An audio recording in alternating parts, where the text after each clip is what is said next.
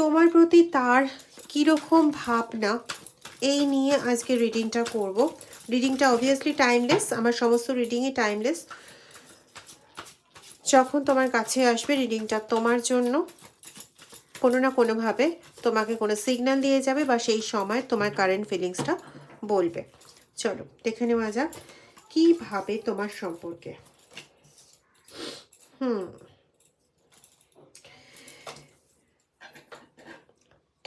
তুমি প্রচণ্ড ম্যাচিওর, তোমার মনে নতুন নতুন ধরনের ধারণা খুব ভালো আসে দেখে, তুমি ভীষণ ক্রিয়েটিভ পারসন এবং এতটাই তুমি সৎ এবং এতটাই তুমি পরিশ্রমী যে তোমার মনে কোনো কিছু নতুন ভাবনা এলে, নতুন কোনো ক্রিয়েটিভিটি এলে পরে তুমি সৎভাবে ভীষণ পরিশ্রম করো সেই ভাবনাটাকে একদম এফেক্টিভ করার জন্য।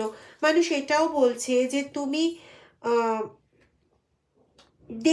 এতদিন ধরে সমস্ত কিছু শুনে তুমি অনেক অনেক অনেক বেশি ম্যাচিওর হয়ে গেছো, অনেক বেশি এক্সপিরিয়েন্স গেইন করেছো এবং এই এক্সপিরিয়েন্সগুলো গেইন যে করেছো এগুলো কিন্তু তুমি নিয়ে দুঃখ পেয়ে শুধু বসে থাকোনি, এগুলোকে তুমি ইন এফেক্টে লাগিয়ে যাতে পরবর্তীতে তুমি আর ওই ধরনের কোনো যন্ত্রণা বা কষ্টের শিকার না হও, তুমি বারবার কিন্তু সেই চেষ্টাটাই করে গেছো।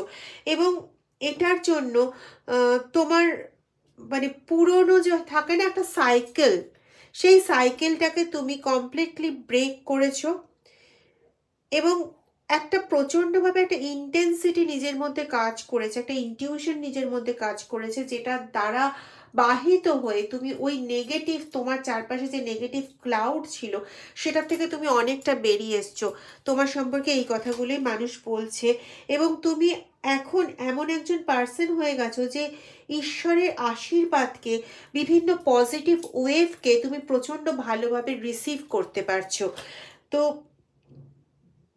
তুমি অনেক কম্প্রোমাইজ করেছো, তারা এটাও বলছে তুমি অনেক কম্প্রোমাইজ করেছো জীবনে, অনেক কিছু কষ্ট করেছো। আজকে ভগবান তোমাকে তার নিজের মতন করে গড়ে নিয়েছে যাতে সেই কষ্ট, সেই কম্প্রোমাইজ তোমাকে আর করতে না হয় এবং তোমার মরাল ভ্যালুজ অনেক অনেক হাই হয়েছে।